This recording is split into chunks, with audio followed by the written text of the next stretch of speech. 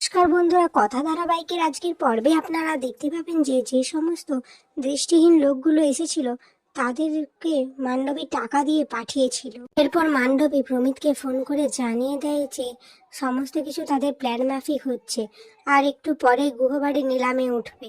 এরপর প্রমিত মান্ডবীর ফোনটা কেটে দিয়ে বলতে থাকে, অন মাই লাইফ বলছি, এই গুহবাড়িটাকে কিনে নিয়ে আমি ওদেরকে রাস্তায় নামিয়ে ছাড়বো।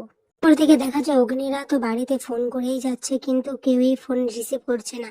এটা দেখে সবাই তো চিন্তায় পড়ে যায়, বিশেষ করে কথা তো খুবই চিন্তায় পড়ে যায়। এদিকে দেখা যায় প্র্যাটি ঋতুর জন্য একটি প্রজাপতি বিস্কুট নিয়ে এসে ঋতুকে বলে, আচ্ছা আপনি জানেন প্রজাপতি বিস্কুট উড়লে কি হয়?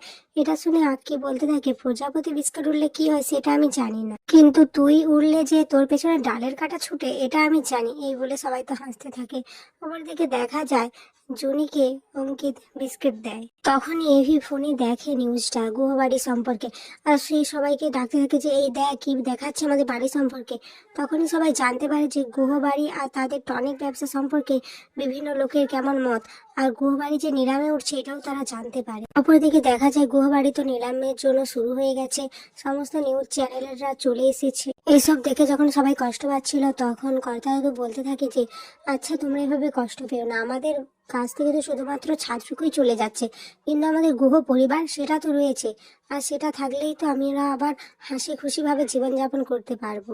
এদিকে এভি তো মাথা গরম করতে থাকে, গাড়ি চালাতে থাকে আর বলতে থাকে যে এই চোয়েভ দেখেছিস তো কেমন ইগো, আমাদের একটা খবর পর্যন্ত দিল না।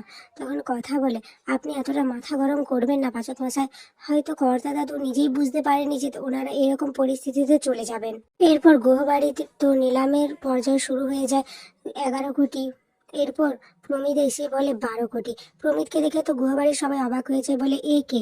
তখন কর্তা দাদু বলে কোনো বিজনেসম্যানের নেক্সট জেনারেশন হবে হয়তো। তখন প্রমিত ম্যান্ডির সাথে কথা বলতে থাকে যে এবার এই বাড়িটা আমার হয়ে যাবে। তখন ম্যান্ডি বলে যে হ্যাঁ, আর এই বাড়িটা কেনার মতো কেউ নেই, তোমারই এই বাড়িটা হবে।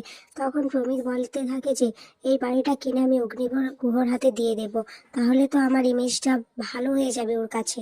এরপর 12 কোটি 3 বলার সাথে সাথেই পেছন থেকে অগ্নি চিৎকার করে বলতে থাকে 15 কোটি। আর অগ্নিকে দেখে গুহবাড়ির সবাই তো খুব খুশি হয়ে যায়। সঞ্চিতা বলে এই তো আমার অগ্নি চলে এসেছে। অগ্নির মা বলতে থাকে যে বাবা, আমাদের বাড়ি আমাদের কাছে ফিরে চলে এসেছে, আর কেউ আমাদের গুহবাড়িকে কিনতে পারবে না।